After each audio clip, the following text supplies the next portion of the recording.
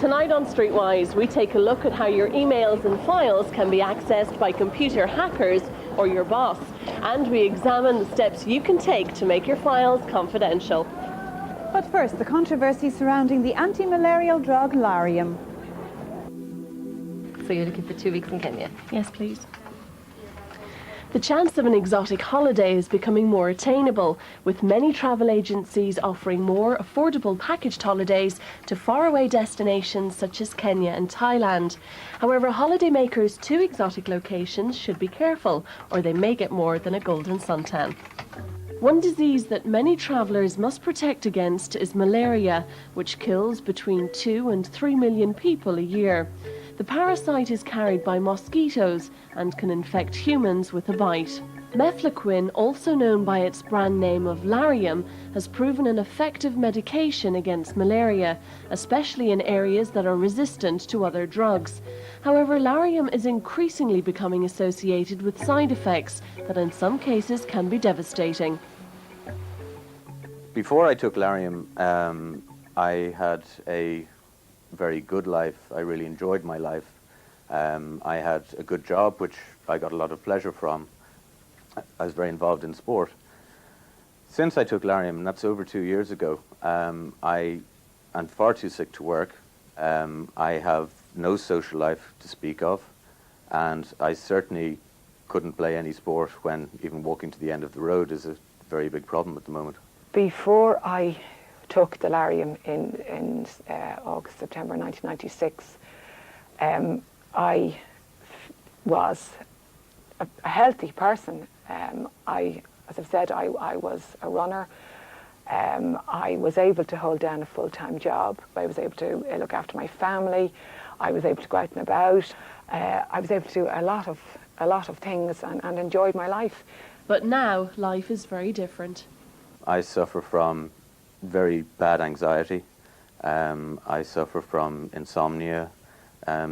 Earlier on, I used to suffer from twitching and shaking limbs, loss of appetite, severe nausea, very bad dizziness and vertigo, and also extreme debilitating chronic fatigue.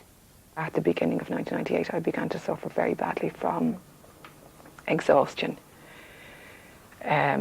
What has been called debilitating fatigue, in that it's not like just the ordinary tiredness that most people suffer from. This is fatigue that is not relieved by going to bed. Even if you stay in bed all day for a few days, you still really don't feel any better. Insomnia, I sleep very badly. I get too tired to eat. When I get really exhausted, I just can't eat at all. Suffer a lot from mental problems, difficulties like this, like I can't find the right word that I'm trying to think of, that although the word is there, I can't actually get it out. I'm struggling to get it out. After a long and tedious search to find out the cause of their illness, both Andrew and Jean say they have a confirmed diagnosis that Lariam triggered their illness. However, proving the cause can be difficult. One of the problems, if someone goes to their doctor and has a problem such as depression or fatigue, the doctor needs to ask what drugs they have been taking, obviously, but he also needs to consider other reasons for that condition.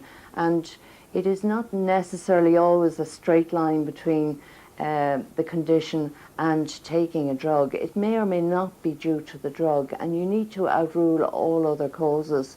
And at the end of the day, you may still be left with, well, we think it's most likely to have been the drug, but still not be 100% sure. I have now had confirmation from 3 different doctors, all specialists in their own particular area. They've all confirmed that I'm suffering from Lariam, or to use the generic name, Mefloquine toxicity. I did go to see a doctor in September of this year, and I told him all my symptoms, and particularly the chronic fatigue, and he has told me that officially my diagnosis is chronic fatigue syndrome, and that as far as he's concerned, yes, it is Lariam induced. Roche, the manufacturers of Lariam, say the benefits of the drug far outweigh any risks of side effects. On an Irish basis, 35,000 people in the last 9 years or so have taken Lariam at some stage or other. to prevent developing malaria.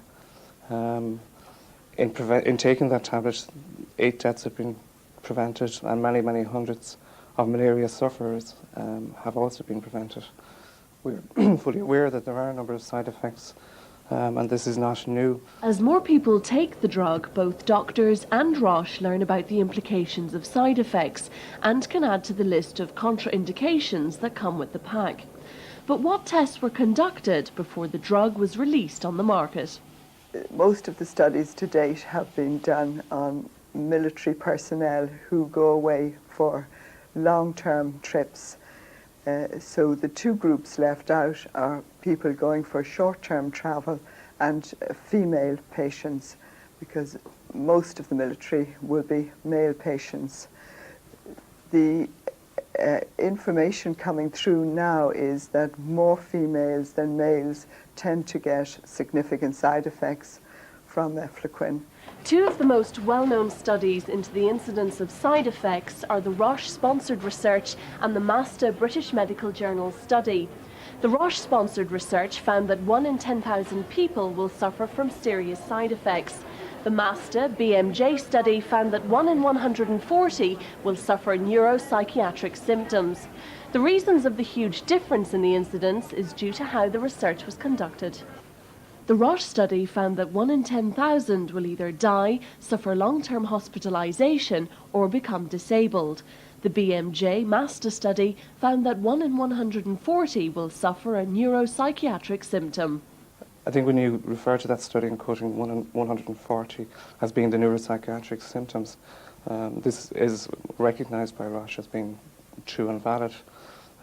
But all the symptoms that are attributable to Lariam, in the majority of cases, they resolve within a week to 10 days of therapy, of discontinuation of therapy. But what about those who claim their side effects are long-term? There is no scientific basis to say that the side effects of Lariam should be present 2.5, 3 years later.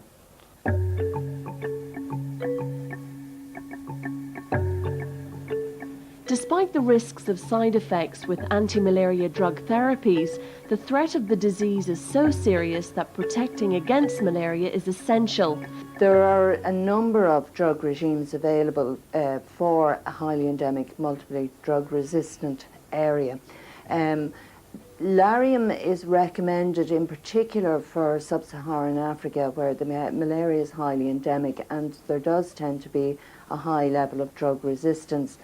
Studies have shown it's about 90-95% effective, which is very good. And the number of cases of falciparum malaria in the UK have fallen since the introduction of Lariam to the general public. The major used alternative to that, chloroquine and paludrine, its combination therapy, tends to come in about 10% less effective. And a third drug, an antibiotic called doxycycline, has been used in very highly drug-resistant areas and is now used quite a lot by the Australians, and is now being shown to be quite an effective drug. So there is a choice. But is it possible for doctors to identify those who may be more at risk to side effects? Any doctor prescribing Lariam would need to know whether the person themselves had any history of anxiety or depression or even a postnatal depression in the past, because again studies have shown that if people have experienced these problems in the past, Lariam is probably not suitable for them and they would be wise to avoid it. The debate is not just focused on the incidence of side effects and who are most susceptible. Controversy still surrounds how long side effects can last for. With Lariam, there has been no cases that would suggest a prolonged course of a symptom. The tablet, or Lariam by nature, is out of the system in 90% of people within 3 to 4 months and in almost 100% of people within 6 months. And that has been scientifically proven. Obviously, questions hang over the nature of Lariam side effects. Roche and some doctors dispute that Lariam can cause long-term sickness. But for Jean and Andrew, the battle against their illness continues. There is no prognosis. I have no idea when I'm going to get better. And I have asked my doctor that, and he has no idea when I'm going to get better. I have actually got my symptoms have got worse in the last few months in September, in that I have relatively few good days, whereas before this I would have maybe a run of a few days together and would feel relatively okay. I have very few good days at the moment. So if I'm getting worse, well then obviously my getting better would seem to be getting further away. Well, the night that you left, or after you left, I woke up really early in the morning having an extremely bad anxiety attack. That anxiety has continued on for the last 36 hours now. I basically can't stand up. My balance has gone totally. My legs are terribly weak. My wife had to take a day off work yesterday because I couldn't be left on my own. And really, I mean, I spent the day curled up in a ball, feeling like I was going to die again. You know, it's been a long 2 years like this. I just wish it would stop. I can't say.